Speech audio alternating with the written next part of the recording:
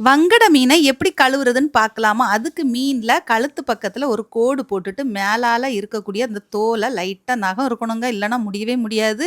அப்படியே புடிச்சு கீழ மார அப்படி இழுத்தோம்னு வைங்களேன், கொஞ்சம் டைட்டா தான் இருக்கும். அழுத்தமா தான் என்ன செய்யணும்? இழுக்கணும். அது மட்டும் இல்ல வயித்து பக்கத்துலேருந்து வால் பகுதி வரைக்கும் அப்படியே ஒரு முள்ளு அப்பி பிடிச்ச மாதிரி இருக்கும் பார்த்துக்கோங்க. அதனால நம்ம என்ன செய்யணும்? அப்படியே கொஞ்சம் இழுத்து எடுத்தோம்னா, சூப்பரா அந்த மாரி கலண்டு வந்துரும். என்னால முடியாதுன்னு சொல்லிட்டு நான் என்ன பண்ணிட்டேன், எங்க வீட்டுக்காரங்கள்ட்ட தான் குடுத்தேன். அவங்க தான் சூப்பரா எனக்கு கழுவி குடுத்தாங்க.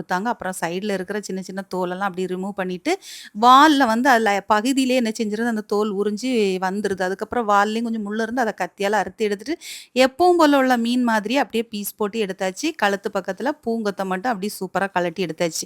அவ்வளோதான் சூப்பரா வந்துருச்சு. வங்கட மீன பொறுத்தவரைக்கும் மற்ற மீன் அளவுக்கு பெரிய சுவைன்னு சொல்ல முடியாது. யாருக்கெல்லாம் வங்கட மீன் சாப்ட்டுருக்கீங்க, யாருக்கெல்லாம் பிடிக்குங்கிறத மறக்காம கமெண்ட் பண்ணுங்க. அப்புறம் 2 அயில மீன் இருந்து அதையும் வீட்டுக்காரங்களே கழுவி குடுத்துட்டாங்க.